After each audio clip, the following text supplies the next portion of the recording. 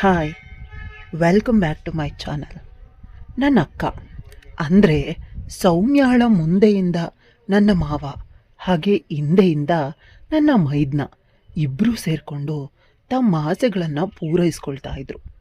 ಅಕ್ಕ ಮಾತ್ರ ಅಲ್ಲ, ನನ್ನ ಮೈದ್ನ ಮತ್ತು ನನ್ನ ಮಾವ ಕೂಡ ಅವ್ರ ಜೊತೆ ಪೂರ್ತಿಯಾಗಿ ಅದರಲ್ಲಿ ಮುಳುಗೋಗಿದ್ರು. ಕತೆ ಮಾತ್ರ ಸಿಕ್ಕಾಪಟ್ಟೆ ಸಕ್ಕದಾಗಿದೆ ಗೈಸ್. ಯಾರೂ ಸ್ಕಿಪ್ ಮಾಡಿದೆ ಕೊನೆ ತನಕ ಕೇಳಿ.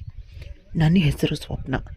ನನ್ನ ಅಪ್ಪ ನಂಗೆ ಮದುವೆ ಮಾಡಬೇಕು ಅಂತ ಹುಡುಗನನ್ನು ನೋಡ್ತಾ ಇದ್ದಾಗ ನನ್ನ ಅಪ್ಪನ ಫ್ರೆಂಡು ಅವರ ಸ್ನೇಹಿತರನ್ನು ಪರಿಚಯ ಮಾಡಿಸಿದಾಗ ಅವ್ರಿಗೆ ನಾನು ಬಹಳ ಇಷ್ಟ ಆಗಿಬಿಟ್ಟಿದ್ದೆ. ಆಮೇಲೆ ನನ್ನ ಅಪ್ಪ ಮದುವೆಯಾಗುವ ಹುಡುಗನನ್ನು ನೋಡ್ಕೊಂಡು ಬಂದಾಗ ಆಮೇಲೆ ಅವ್ರಿಗೂ ಕೂಡ ಇಷ್ಟ ಆಗಿಬಿಟ್ಟಿತ್ತು. ಆ ಹುಡುಗನ ಹೆಸರೇ ಸಂತೋಷ್. ಅವ್ರ ಕುಟುಂಬದವರು ಕೂಡ ನನ್ನ ಅಪ್ಪಂಗೆ ತುಂಬ ಇಷ್ಟ ಆಗಿಬಿಟ್ಟಿದ್ರು.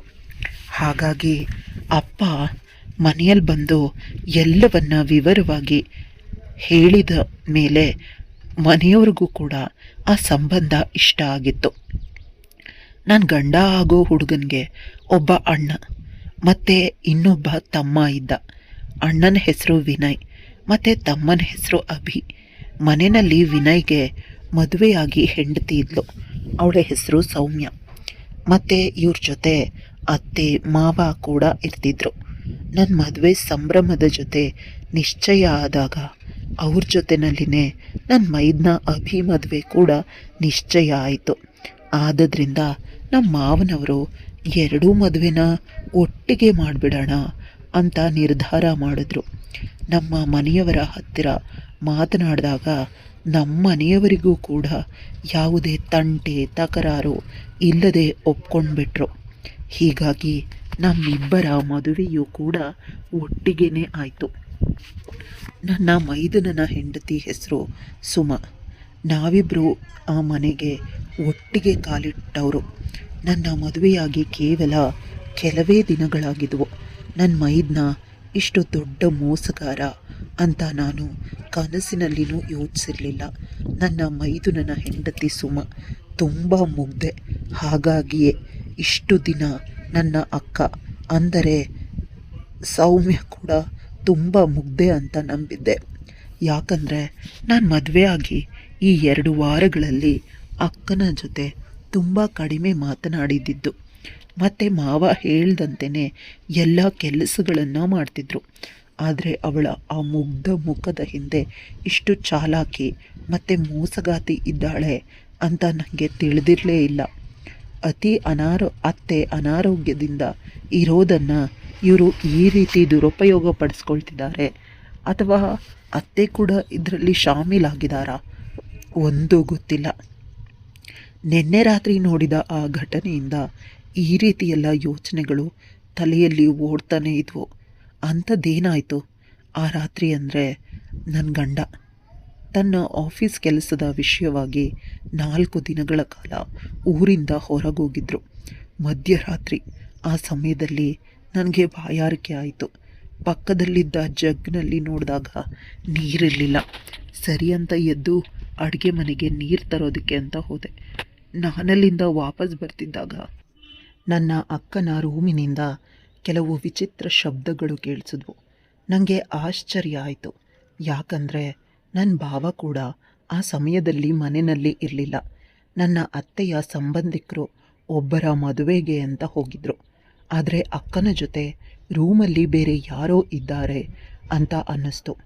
ಮೊದಲು ನನಗೆ ಅತ್ತೆಯವರೇ ಅವ್ರ ಜೊತೆ ಮಲಗಿರಬಹುದು ಅಂತ ಅಂದ್ಕೊಂಡೆ. ಆದರೆ ಅಲ್ಲಿ ಕೇಳಿ ಬರ್ತಾ ಇದ್ದ ಶಬ್ದಗಳಿಂದ ನನಗೆ ಬೇರೆಯದೇ ಅನುಮಾನ ಉಂಟಾಯಿತು. ಮತ್ತು ರೂಮಿಂದ ಒಬ್ಬ ಪುರುಷನ ಧ್ವನಿ ಕೇಳಿಸ್ತಾನೇ ಇತ್ತು. ನನ್ನಿಂದ ಇನ್ನೂ ತಡೆಯೋಕ್ಕಾಗಲಿಲ್ಲ. ಮತ್ತೆ ಕೂತು ನಾನು ಅವರ ರೂಮಿನ ಬಾಗಿಲಿನಲ್ಲಿ ನಿಂತು ತೆರೆಯೋದಕ್ಕೆ ಪ್ರಯತ್ನ ಪಟ್ಟೆ. ಬಾಗಿಲು ತೆರೆದಿತ್ತು. ಒಳಗಿಂದ ಚಿಲಕ ಹಾಕಿರಲಿಲ್ಲ. ನಾನು ಮೆಲ್ಲಗೆ ಬಾಗಿಲು ತೆರೆದು ನೋಡಿದಾಗ ಎದುರಿಗಿದ್ದ ದೃಶ್ಯವನ್ನು ಕಂಡು ನನ್ನ ಪಾದದ ಕೆಳಗಿನ ನೆಲವೇ ಜಾರಿದಂತಾಯಿತು. ತಕ್ಷಣಕ್ಕೆ ಅಲ್ಲೇ ಹಿಡ್ಕೊಂಡೆ. ಶಬ್ದ ಏನಾದರೂ ಆದರೆ ಅವರಿಗೆಲ್ಲಿ ತಿಳಿದ್ಬಿಡುತ್ತೋ ಅಂತ. ನಾನು ಹೇಗೋ ನನ್ನನ್ನು ಸಂಭಾಳಿಸ್ಕೊಂಡು ಓಡ್ತಾ ನೇರವಾಗಿ ನನ್ನ ರೂಮಿಗೆ ಬಂದು ಒಳಗಿಂದ ಚಿಲಕ ಹಾಕ್ಕೊಂಡೆ. ನಿಜಕ್ಕೂ ನನಗೆ ಭಯ ಆಗಿಬಿಟ್ಟಿತ್ತು. ಉಸಿರಾಟ ಜೋರಾಗಿತ್ತು. ನಾನು ತಕ್ಷಣ ಬಂದು ಬೆಡ್ ಮೇಲೆ ಹಾಗೆ ಕೂತ್ಕೊಂಡ್ಬಿಟ್ಟೆ. ಈ ಕಣ್ಣಿಗೆ ಇನ್ನೂ ಜೋರಾಗಿ ಬಾಯಾರಿಕೆ ಆಗ್ತಿತ್ತು. ನಾನು ಗ್ಲಾಸ್ಗೆ ನೀರು ಹಾಕಿದೆ. ಜಗ್ಗಿನಿಂದಾನೆ ಘಟಘಟ ಅಂತ ನೀರು ಕುಡಿಯೋದಕ್ಕೆ ಶುರು ಮಾಡಿಬಿಟ್ಟೆ. ನಾನು ಎಷ್ಟು ಗಾಬರಿನಲ್ಲಿ ಇದ್ದೆ ಅಂದರೆ ಬಹಳ ನೀರು ನನ್ನ ಬಟ್ಟೆ ಮೇಲೆ ಚೆಲ್ಬಿಟ್ಟಿತ್ತು. ನನಗಿನ್ನೂ ನನ್ನ ಕಣ್ಣುಗಳನ್ನು ನಂಬೋದಕ್ಕೆ ಆಗ್ತಿರ್ಲಿಲ್ಲ. ಹೇಗೆ ಸಾಧ್ಯ ಇದೆಲ್ಲ? ಅಕ್ಕನ ಮುಂದೆ ನನ್ನ ಮಾವ ಮತ್ತು ಹಿಂದೆ ನನ್ನ ಮೈದ್ನ ಇಬ್ಬರ ಜೊತೆ ಸೇರಿ ತನ್ನ ಇಚ್ಛೆಯನ್ನು ಪೂರೈಸ್ಕೊಳ್ತಾ ಇದ್ಲು. ಅಕ್ಕ ಮಾತ್ರ ಅಲ್ಲ, ನನ್ನ ಮೈದ್ನ ಮತ್ತು ಮಾವ ಕೂಡ ಅವ್ರ ಜೊತೆ ಪೂರ್ತಿಯಾಗಿ ಮುಳುಗೋಗಿದ್ರು. ಅಸಲಿಗೆ ಈ ಮನೆಯಲ್ಲಿ ಇದೆಲ್ಲ ಏನು ನಡೀತಾ ಇದೆ? ಅಕ್ಕ ತನ್ನ ಗಂಡಂಗೆ ಮೋಸ ಮಾಡ್ತಿದ್ದಾಳೆ. ಭಾವಂಗೆ ತನ್ನ ಹೆಂಡತಿ ಮಾತ್ರ ಅಲ್ಲ, ಸ್ವಂತ ಅಪ್ಪ ಸ್ವಂತ ತಮ್ಮನಿಂದಲೇ ಮೋಸ ಆಗ್ತಿದೆ. ಪಾಪ ಅವ್ರ ಮನಸ್ಸಿಗೆ ಎಷ್ಟು ನೋವಾಗಬೇಡ. ನನ್ನ ಮದುವೆ ಆಗಿ ಕೆಲವು ದಿನಗಳು ಕಳೆದಿದೆ. ಆದರೆ ಇಂಥ ಘನಘೋರವಾದ ದೃಶ್ಯವನ್ನು ನೋಡಿ ನಿಜಕ್ಕೂ ನಾನು ಕಂಗಾಲಾಗಿದ್ದೆ. ಈ ಸಮಯದಲ್ಲಿ ನನ್ನ ಗಂಡನ ಸಾಮೀಪ್ಯ ಬೇಕು ಅಂತ ಅನಿಸೋದಕ್ಕೆ ಶುರುವಾಯಿತು. ನನ್ನ ಅತ್ತೆಗೆ ಕೂಡ ಹುಷಾರಿರಲಿಲ್ಲ. ಆದುದರಿಂದ ಅವರು ರೂಮಿನ ಹೊರಗೆ ಬರೋದೇ ಇಲ್ಲ. ಇನ್ನು ನನ್ನ ಮೈದ್ನ ಹೆಂಡತಿ ಪಾಪ, ಅವಳು ಕೂಡ ಜೊತೆಗೆ ಮದುವೆ ಆಗಿದ್ಲು. ತನ್ನ ಗಂಡನ ಮೋಸ ತಿಳಿಯದೆ ರೂಮಿನಲ್ಲಿ ಆರಾಮವಾಗಿ ಮಲಗಿದಾಳೆ. ತನ್ನ ಬೆನ್ನ ಹಿಂದೆ ತನ್ನ ಗಂಡ ಸ್ವಂತ ಮಾವ ಹಾಗೆಯೇ ಆ ಮನೆಯ ಹಿರಿ ಸೊಸೆ ಈ ರೀತಿ ಮೋಸ ಮಾಡ್ತಿದ್ದಾರೆ ಅಂತ ತಿಳಿದ್ರೆ ಅವಳ ಮನಸ್ಥಿತಿ ಹೇಗಾಗಬೇಡ. ನನಗೆ ನನ್ನ ಗಂಡನ ನೆನಪಾದಾಗ ಅವರಿಲ್ಲಿದ್ದಿದ್ರೆ ಈಗಲೇ ಇವರೆಲ್ಲರ ಈ ಸಂಬಂಧವನ್ನು ಅವರೆದುರಿಗೆ ಹೇಳ್ತಿದ್ದೆ ಅಂತ ಅಂದ್ಕೊಂಡೆ. ಆದರೆ ಮರುಕ್ಷಣನೇ ನಂಗೆ ಅನ್ನಿಸ್ತು, ಇವರೆಲ್ಲರೂ ಈ ಕಳ್ಳ ಸಂಬಂಧದ ಬಗ್ಗೆ ನನ್ನ ಬಳಿ ಯಾವುದೇ ಸಾಕ್ಷಿ ಇಲ್ಲ. ಯಾವುದೇ ಮಗ ಕೂಡ ತನ್ನ ತಂದೆ ಬಗ್ಗೆ, ತನ್ನ ಸ್ವಂತ ತಮ್ಮನ ಬಗ್ಗೆ ಇಂಥ ಮಾತುಗಳನ್ನು ಸಹಿಸೋದೇ ಇಲ್ಲ. ಅದು ಅಲ್ಲದೆ ಹುಟ್ಟಿದಾಗಿಂದ ಅವರು ನನ್ನ ಗಂಡನ ಜೊತೆಯಲ್ಲಿನೇ ಇರೋರು. ನಾನು ಈಗ 2 ವಾರದ ಹಿಂದೆ ಬಂದವಳು. ಅಂದಮೇಲೆ ಅವ್ರು ನನ್ನ ಮಾತನ್ನು ನಂಬ್ತಾರಾ? ಖಂಡಿತವಾಗ್ಲೂ ಇಲ್ಲ. ಮೊದಲು ನಾನು ಇದಕ್ಕೆಲ್ಲ ಸಾಕ್ಷಿನ ಕಲೆ ಹಾಕಬೇಕು. ಅದಾದಮೇಲೆ ಇವರೆಲ್ಲರ ಬಂಡವಾಳನ ಬಯಲು ಮಾಡಬೇಕು ಅಂತ ಯೋಚಿಸ್ದೆ. ಹಾಗೆಯೇ ಈ ಸತ್ಯ ನನಗೆ ತಿಳಿದಿದೆ ಅಂತ ಆ ಮೂವರಿಗೂ ತಿಳಿಯದ ಹಾಗೆ ನೋಡ್ಕೊಳ್ಬೇಕು. ಇಲ್ಲದೇ ಇದ್ದರೆ ನನ್ನ ಜೀವನನೇ ಹಾಳು ಮಾಡಿಬಿಡ್ತಾರೆ ಅಂತ ಯೋಚಿಸ್ತಾ ಸದ್ಯಕ್ಕೆ ಸುಮ್ಮನಿರೋದೇ ಒಳ್ಳೆಯದು ಅಂತ ನಿರ್ಧಾರ ಮಾಡಿ ಬೆಳಗಿನ ಜಾವದ ಹೊತ್ತಿಗೆ ನಿದ್ರೆ ಬಂತು. ಹಾಗೆ ಮಲಗಿಬಿಟ್ಟೆ. ಬೆಳಗಿನ ಜಾವ ಕಣ್ಬಿಟ್ಟಾಗ ಮತ್ತೆ ರಾತ್ರಿ ನೋಡಿದ ದೃಶ್ಯಗಳು ಕಣ್ಣೆದುರಿಗೆ ಬರ್ತಿತ್ತು. ಒಮ್ಮೆ ಮೈಯೆಲ್ಲ ನಡುಗಿದಂಥ ಅನುಭವ.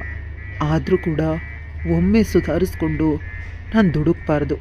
ಅವರೆಲ್ಲರ ಕಳ್ಳಾಟನ ಬಯಲು ಮಾಡೋದ್ರ ಜೊತೆಗೆ ನನ್ನ ಜೀವನ ಕೂಡ ಉಳಿಸ್ಕೊಳ್ಬೇಕು, ನನಗೆ ತುಂಬ ಮುಖ್ಯ ಅಂತ ಅಂದ್ಕೊಂಡು ಅಡುಗೆ ಮನೆ ಕಡೆ ಹೋದೆ. ಅಲ್ಲಾಗಲೇ ಅಕ್ಕ ಬಂದು ತಿಂಡಿ ತಯಾರು ಮಾಡ್ತಿದ್ಲು. ಅವ್ರು ನನ್ನನ್ನು ನೋಡಿ ನಗ್ತಾ, ಸ್ವಪ್ನ ಈಗಿದ್ಯಾ? ನೀನು ಬಂದಿದ್ದು ಒಳ್ಳೆಯದೇ ಆಯಿತು. ಎಲ್ರಿಗೂ ನೀನು ಜ್ಯೂಸ್ ತಯಾರು ಮಾಡು, ನಾನು ತಿಂಡಿ ಮಾಡಿ ಮುಗಿಸ್ತೀನಿ ಅಂತ ಹೇಳಿದ್ರು. ಅಕ್ಕ ಸುಮ ಎಲ್ಲಿ ಅಂತ ಕೇಳಿದಾಗ ಅವಳಿನ್ನೂ ಮಲಗಿದಾಳೆ ಅಂತ ಹೇಳಿದ್ರು. ಸರಿ ಅಂತ, ಅಯ್ಯೋ ಅವಳಿಗೆ ಯಾಕೆ ತೊಂದರೆ, ಬೇಡ ಎಲ್ಲನೂ ನಾನೇ ಮಾಡ್ತೀನಿ ಬಿಡು ಅಂತ ಹೇಳಿಬಿಟ್ರು. ಇಷ್ಟು ದಿನ ಇವರ ಈ ಬೆಣ್ಣೆ ಅಂತಹ ಮಾತುಗಳಿಗೆ ಕರಗೋಗ್ಬಿಡ್ತಿದ್ದೆ. ಎಷ್ಟು ಒಳ್ಳೆಯವರು ಅಂತ ಅಂದ್ಕೊಂಡ್ಬಿಡ್ತಿದ್ದೆ.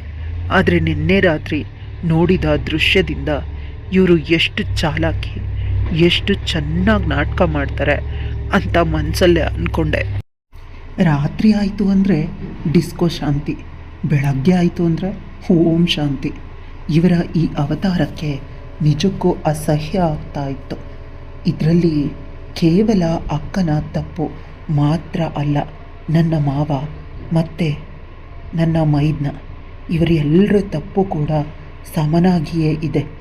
ಈ ಪಾಪದಲ್ಲಿ ಈ ಮೂವರು ಕೂಡ ಭಾಗಿಯಾಗಿದ್ದಾರೆ ಅಂತ ಯೋಚಿಸ್ತಾ ಹಾಗೇ ನಿಂತ್ಬಿಟ್ಟೆ. ದಿನಗಳು ಉರುಳಿದ್ವು. ಅಕ್ಕ ನಮ್ಮಿಬ್ಬರ ಜೊತೆ ಬಹಳ ಚೆನ್ನಾಗಿಯೇ ನಡ್ಕೊಳ್ತಿದ್ಲು. ಎಲ್ಲ ಕೆಲಸಗಳನ್ನು ನನಗೆ ಮತ್ತು ಸುಮಾಳಿಗೆ ಮಾಡೋದಕ್ಕೂ ಬಿಡದೆ ತಾವೇ ಮುಂದೆ ನಿಂತು ಮಾಡಿಕೊಳ್ತಾ ಇದ್ದರು.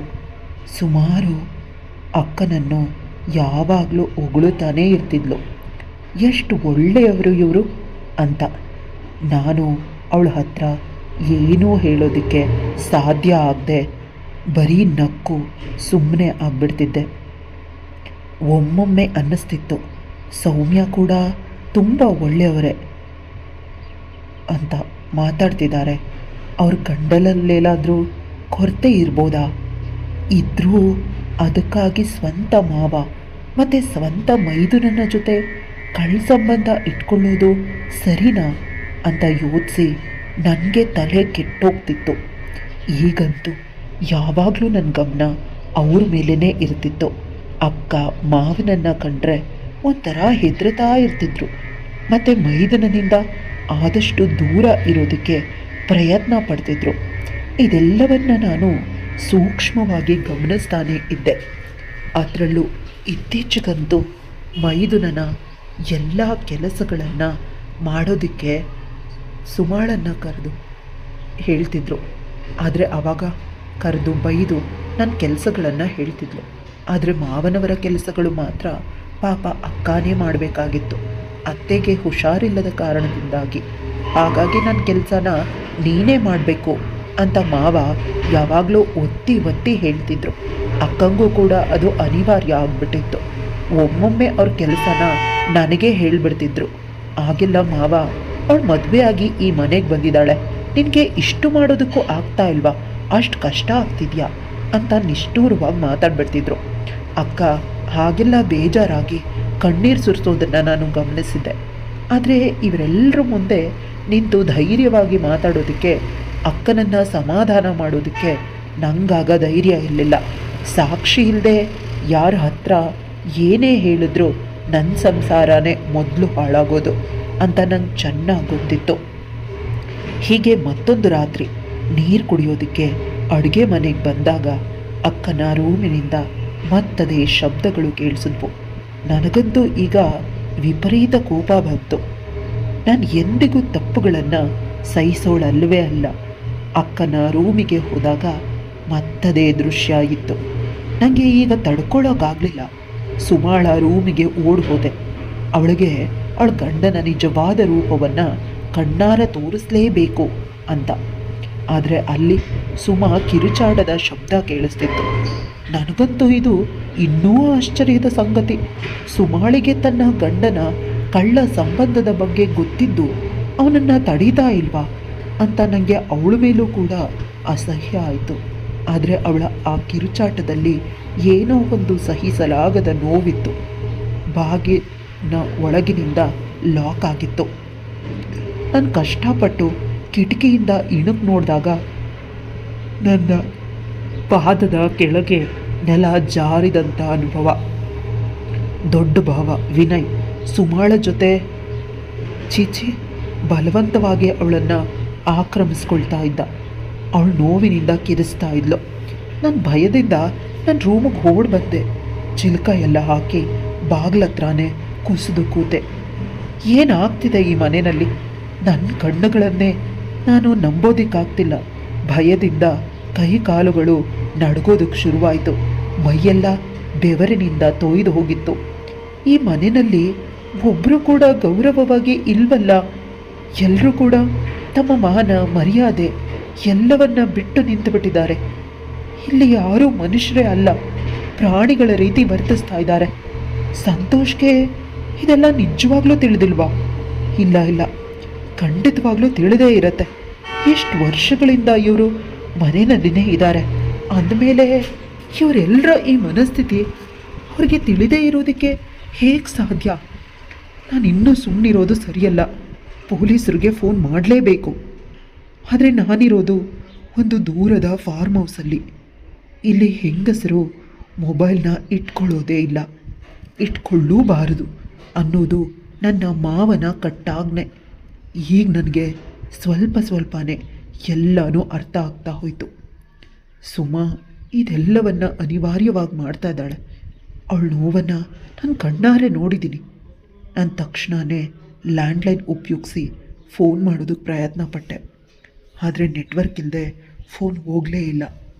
ಸರಿ ಅಂತ ಮತ್ತೆ ರೂಮ್ಗೆ ಹೋಗಿ ಚಿಲ್ಕನ ಹಾಕಿ ಢವಗುಡ್ತಾ ಇದ್ದ ನಡುಗ್ತಾ ಇದ್ದ ನನ್ನ ಕೈ ಕಾಲುಗಳನ್ನು ಸಂಭಾಳಿಸ್ತಾ ಅಳ್ತಾ ಹಾಗೆಯೇ ಬಾಗಿಲ ಹತ್ರನೇ ಕೂತು ನಿದ್ರೆ ಹೋದೆ.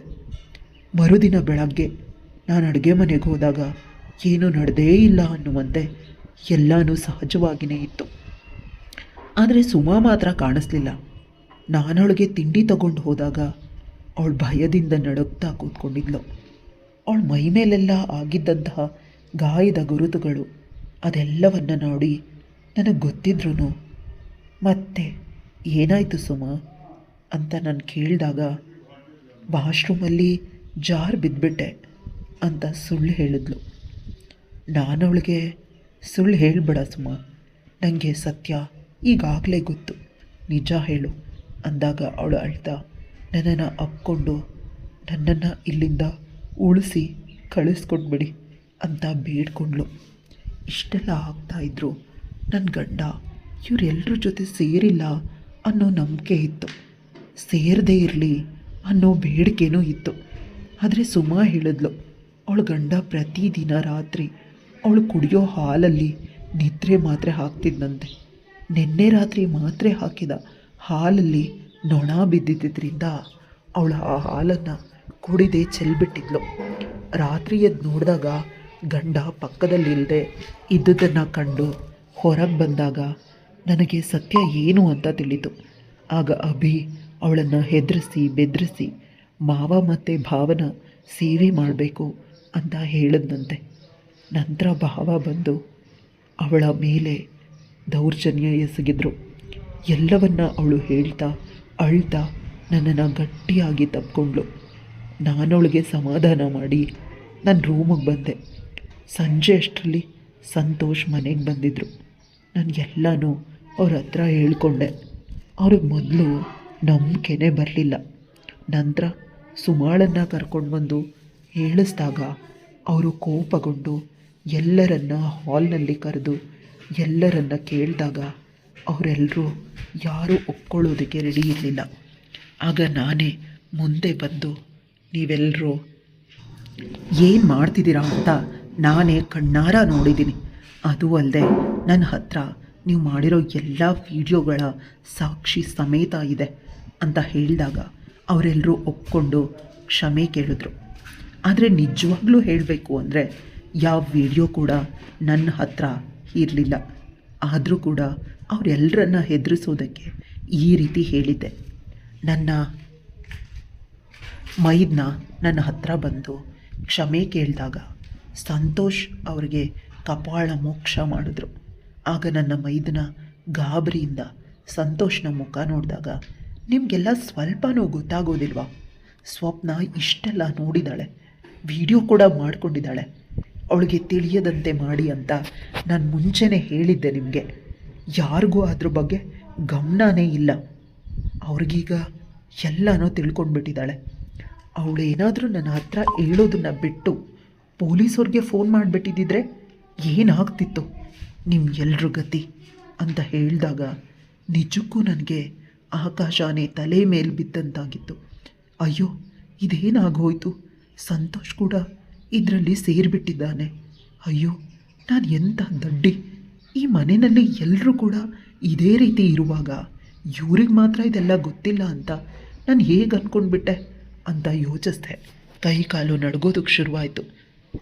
ಸಂತೋಷ್ ಬಂದವರೇ ನನಗೆ ಕಪಾಳಕ್ಕೊಂದು ಹೊಡೆದು, ಹೆಣ್ಣು ಯಾವತ್ತೂ ಗಂಡಿನ ಪಾದದ ಹತ್ರನೇ ಬಿದ್ದಿರಬೇಕು, ಅದನ್ನು ಬಿಟ್ಟು ಗಂಡಿನ ಮೇಲೆ ದರ್ಪ ತೋರಿಸೋದಕ್ಕೆ ಬಂದರೆ ಅವರನ್ನು ಉಳಿಸೋದೇ ಇಲ್ಲ ಅಂತ ಮತ್ತೊಮ್ಮೆ ಹೊಡೆಯೋದಕ್ಕೋದಾಗ ಅಕ್ಕ ಬಂದು ನನ್ನ ಗಂಡನ ಹತ್ತಿರ ಕ್ಷಮೆ ಕೇಳಿ ನಾನು ಅವಳಿಗೆ ಎಲ್ಲನೂ ತಿಳಿಸಿ ಹೇಳ್ತೀನಿ ಅಂತ ಹೇಳಿ ಸುಮಾ ಮತ್ತು ನನ್ನ ಇಬ್ಬರನ್ನು ಕರ್ಕೊಂಡು ರೂಮಿಗೆ ಹೊರಟೋದ್ರು.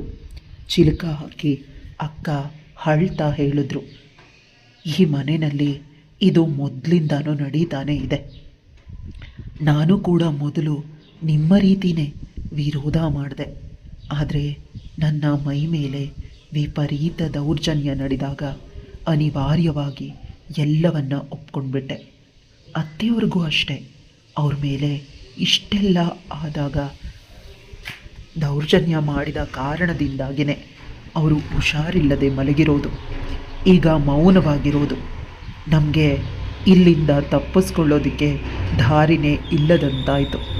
ರಾತ್ರಿ ಊಟದ ಸಮಯದಲ್ಲಿ ಮಾವ, ಮೈದುನ, ಭಾವ ಎಲ್ಲರೂ ನನ್ನೊಂದಿಗೆ ಅಸಭ್ಯವಾಗಿ ವರ್ತಿಸಿದಾಗ ನಾನು ವಿರೋಧ ಮಾಡಿದೆ. ಆಗ ನನ್ನ ಗಂಡ ಮತ್ತು ನನ್ನ ಭಾವ ನನ್ನ ಮೇಲೆ ಹಲ್ಲೆ ಮಾಡಿದ್ರು. ಅಕ್ಕ ಪರವಾಗಿದ್ದಾಗ ಅವರು ನಮಗೆ ಶಿಕ್ಷೆ ನೀಡೋದಕ್ಕೆ ತೀರ್ಮಾನ ಮಾಡಿದ್ರು. ಕೊರೆಯೋ ಚಳಿಯಲ್ಲಿ ನಮ್ಮ ಬಟ್ಟೆಗಳನ್ನೆಲ್ಲ ಕಿತ್ತಾಕಿ ಟೆರೆಸ್ ಮೇಲೆ ಕೂಡ್ ಹಾಕಿದ್ರು. ರಾತ್ರಿ ಇಡೀ ನಾವು ಚಳಿಯಲ್ಲಿ ನಡುಗ್ತಾ ಅಲ್ಲಿಯೇ ಇದ್ವಿ. ಬೆಳಗ್ಗೆ ಅಕ್ಕ ಮತ್ತು ಸುಮಾ ಇಬ್ಬರು ಆ ಚಳಿಯನ್ನು ತಾಳಲಾರದೆ ಪ್ರಜ್ಞೆ ತಪ್ಪಿಬಿಟ್ಟಿದ್ದರು. ಕೆಳಗೆ ಕರೆತಂದು ನಂತರವೂ ಅವರು ನಮ್ಮನ್ನು ಹೆದರಿಸಿದ್ರು. ಅವತ್ತಿನ ರಾತ್ರಿ ಆ ನಾಲ್ವರು ಒಟ್ಟಿಗೆ ನನ್ನ ಮೇಲೆ ಬಂದು ತಮ್ಮ ಆಸೆಗಳನ್ನು ತೀರೈಸಿಕೊಳ್ಳೋದಕ್ಕೆ ಶುರು ಮಾಡಿದ್ರು. ನನ್ನ ಗಂಡ ಒಂದು ಪ್ರಾಣಿಯ ರೀತಿ ವರ್ತಿಸ್ತಾ ಇದ್ದ. ಅಕ್ಕ ಕಾಡಿ ಬೇಡ್ಕೊಂಡ್ರು ಕೇಳದೆ ಅವರ ಆಸೆಯನ್ನು ತೀರಿಸ್ಕೊಳ್ಳೋದಕ್ಕೆ ಹೊರಟರು. ನನ್ನನ್ನು ಎಳ್ಕೊಂಡು ಹೋಗೋದಕ್ಕೆ ಶುರು ಮಾಡಿದ್ರು. ನಾನು ಒಬ್ಬಂಟಿಯಾಗಿ ಅವರನ್ನೆಲ್ಲ ಹೇಗೆ ತಾನೇ ಎದುರಿಸೋದಕ್ಕೆ ಸಾಧ್ಯ ಹೇಳಿ? ನನ್ನ ಅಕ್ಕ ಮತ್ತು ಸುಮಾ ನನ್ನನ್ನು ಉಳಿಸೋದಕ್ಕೆ ಶಕ್ತಿ ಮೀರಿ ಪ್ರಯತ್ನ ಪಟ್ಟರು. ಆದರೆ ಅವರು ಕೂಡ ಆ ನಾಲ್ವರ ಮುಂದೆ ಅಸಹಾಯಕರಾಗ್ಬಿಟ್ಟಿದ್ರು. ಅವ್ರು ಜೋರಾಗಿ ಅಳ್ತಿದ್ರು, ಕಿರಿಚ್ಕೊಳ್ತಾ ಇದ್ರು. ಆದರೆ ನಮ್ಮ ಕೂಗನ್ನು ಕೇಳೋರು ಅಲ್ಲಿ ಯಾರೂ ಇರಲಿಲ್ಲ. ನಾಲ್ವರು ಸೇರಿಕೊಂಡು ನನ್ನನ್ನು ಕೂಡ ಅವರ ಆಸೆಗೆ ಬಲಿಯಾಗಿಸ್ಬಿಟ್ರು. ನಾನು ಕೈ ಮುಗಿದು ಅವರನ್ನೆಲ್ಲ ಬೇಡ್ಕೊಳ್ತಾ ಇದ್ದೆ, ನನ್ನನ್ನು ಬಿಟ್ಟುಬಿಡಿ ದಯವಿಟ್ಟು ಅಂತ. ಆದರೆ ಅವರೆಲ್ಲರೂ ಮನುಷ್ಯರೇ ಅಲ್ವಲ್ಲ, ರಾಕ್ಷಸರು. ಸ್ವಲ್ಪನೂ ಕರುಣೆ ಇಲ್ಲದೆ ನನ್ನ ಮಾವ ನನ್ನ ಸೀರೆನ ಹಿಡಿದು ಅದನ್ನು ಬಿಚ್ಚೋದಕ್ಕೆ ಶುರು ಮಾಡಿದ್ರು. ನಾನು ಇನ್ನೂ ನನ್ನ ಪತಿಗೆ ಅವನ ಹೆಂಡತಿಯ ಧರ್ಮವನ್ನು ನೆನಪಿಸ್ತಾನೇ ಇದ್ದೆ. ಆದರೆ ಅವನಿಗೆ ಅದರಿಂದ ಯಾವುದೇ ವ್ಯತ್ಯಾಸವೂ ಆಗಲಿಲ್ಲ ಬಿಡಿ. ಈಗ ನನ್ನ ಬಳಿ ಭಗವಂತನನ್ನು ನೆನಪಿಸ್ಕೊಳ್ಳೋದನ್ನು ಬಿಟ್ಟರೆ ಬೇರೆ ಯಾವುದೇ ದಾರಿನೂ ಇರಲಿಲ್ಲ.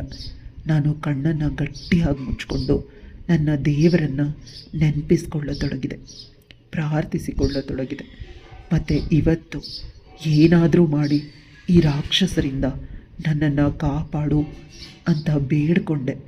ಇದಾದ ನಂತರ ಅವರು ನನ್ನನ್ನು ಹಾಸಿಗೆ ಮೇಲೆ ಮಲಗಿಸಿ ನನ್ನೊಂದಿಗೆ ಅಸಭ್ಯವಾಗಿ ವರ್ತಿಸೋದಕ್ಕೆ ಶುರು ಮಾಡಿದ ತಕ್ಷಣವೇ ನಮ್ಮ ರೂಮಿನ ಬಾಗಿಲು ಒಡೆಯಿತು. ನಾವೆಲ್ಲರೂ ಆ ಶಬ್ದಕ್ಕೆ ಬೆಚ್ಚಿ ಬಿದ್ದೆವು. ನನ್ನ ಎದುರಿನಲ್ಲಿ ನೋಡಿದಾಗ ಪೊಲೀಸರು ನಿಂತಿದ್ದರು. ನಾನು ಪೊಲೀಸರನ್ನು ನೋಡುತ್ತಿದ್ದಂತೆಯೇ ನನ್ನ ದೇಹದಲ್ಲಿ ಮತ್ತೆ ಜೀವ ಮರಳಿ ಬಂದಂತಾಗಿತ್ತು.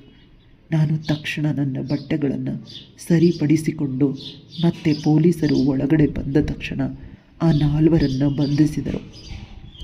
ನಾನು ಹೊರಗೆ ಬಂದಾಗ ಸುಮಾ ಮತ್ತು ಅಕ್ಕ ಇನ್ನೂ ಕೂಡ ಪ್ರಜ್ಞೆ ತಪ್ಪಿದರಂತೆ ಬಿದ್ದು ಬಿಟ್ಟಿದ್ದರು. ಮತ್ತು ನಮ್ಮಲ್ಲಿ ಯಾರಿಗೋ ಪೊಲೀಸ್ ಇಲ್ಲಿಗೆ ಹೇಗೆ ಬಂದರು ಅನ್ನೋದು ಅರ್ಥನೇ ಆಗ್ತಿರಲಿಲ್ಲ. ಆ ನಾಲ್ವರು ಕೂಡ ಒಬ್ಬರನ್ನೊಬ್ಬರು ನೋಡ್ಕೊಳ್ತಾನೇ ಇದ್ದರು. ಮತ್ತು ಪೊಲೀಸವ್ರಿಗೆ ಇದೆಲ್ಲ ಹೇಗೆ ತಿಳಿತು ಅಂತ ನಾನು ಪ್ರಶ್ನಾರ್ಥಕವಾಗಿ ನೋಡ್ತಿದ್ದೆ. ನಾನು ತಕ್ಷಣ ಪೊಲೀಸವ್ರಿಗೆ ಆ ಬದಿಯಲ್ಲಿ ಆ ಮನೆಯಲ್ಲಿ ನಡೀತಾ ಇದ್ದ ಎಲ್ಲ ಆಟಗಳ ಬಗ್ಗೆ ಎಲ್ಲವನ್ನ ವಿವರವಾಗಿ ಹೇಳಿದೆ. ಮತ್ತು ಕೊನೆಯಲ್ಲಿ ಕೇಳಿದೆ, ನಿಮಗೆ ಈ ವಿಷಯ ಹೇಗೆ ಗೊತ್ತಾಯಿತು ಅಂತ.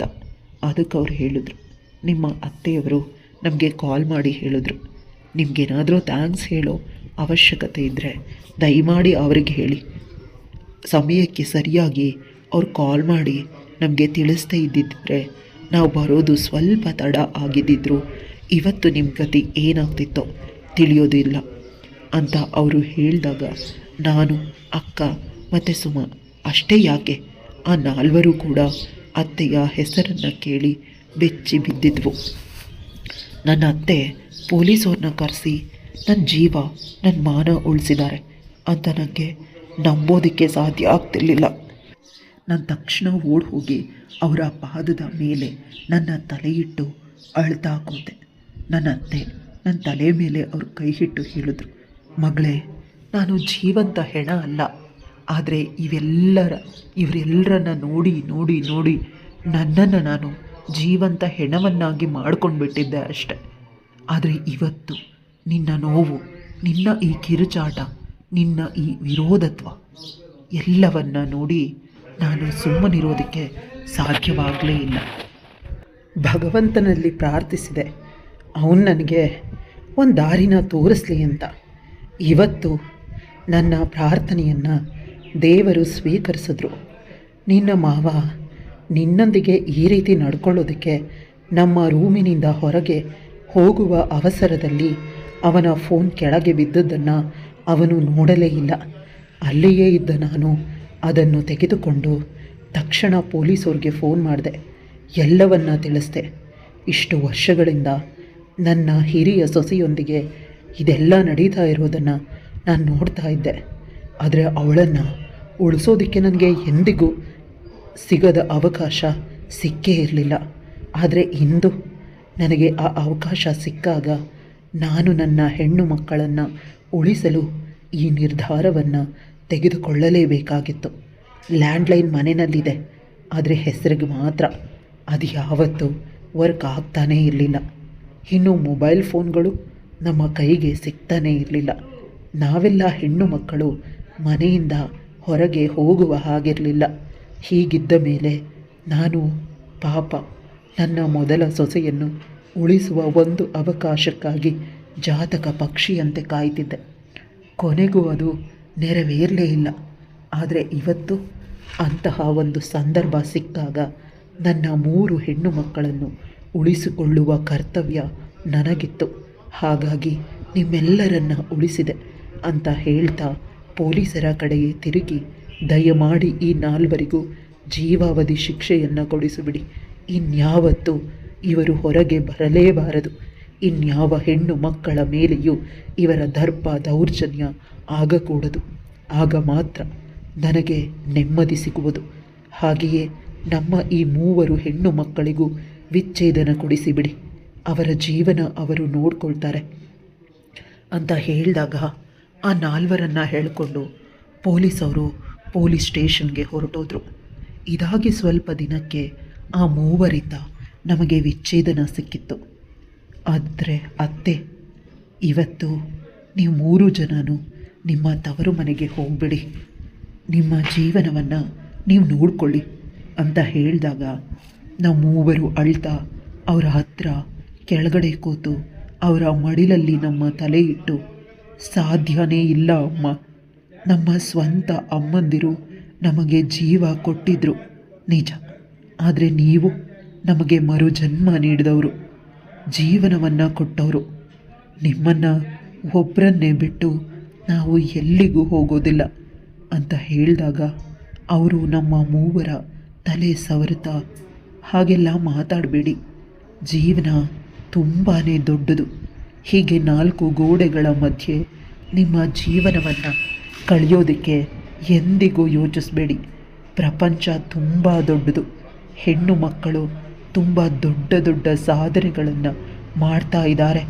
ಅಂಥವರಲ್ಲಿ ನೀವೂ ಒಬ್ಬರಾಗಬೇಕು ಅನ್ನೋದೇ ನನ್ನ ಉದ್ದೇಶ ಅಂತ ಹೇಳಿದಾಗ ನಾವು 3ವರು ಅವರ ಮಡಿಲಲ್ಲಿಯೇ ಮಲಕ್ಕೊಂಡು, ಹೌದು ಅತ್ತೆ, ಆ ಹೆಣ್ಣು ಮಕ್ಕಳಲ್ಲಿ ನಾವು ಒಬ್ಬರು ಆಗೇ ಆಗ್ತೀವಿ, ಆದರೆ ಈ ಮನೆ ಬಿಟ್ಟು ಹೋಗೋದಿಲ್ಲ.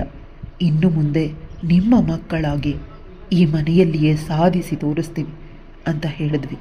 ಆಗ ನನ್ನತ್ತೆ, ಹಾಗೆಲ್ಲ ಹೇಳಬಾರ್ದು, ಎಲ್ಲ ಗಂಡಸರು ಒಂದೇ ರೀತಿ ಇರೋದಿಲ್ಲ ಮಕ್ಕಳೇ.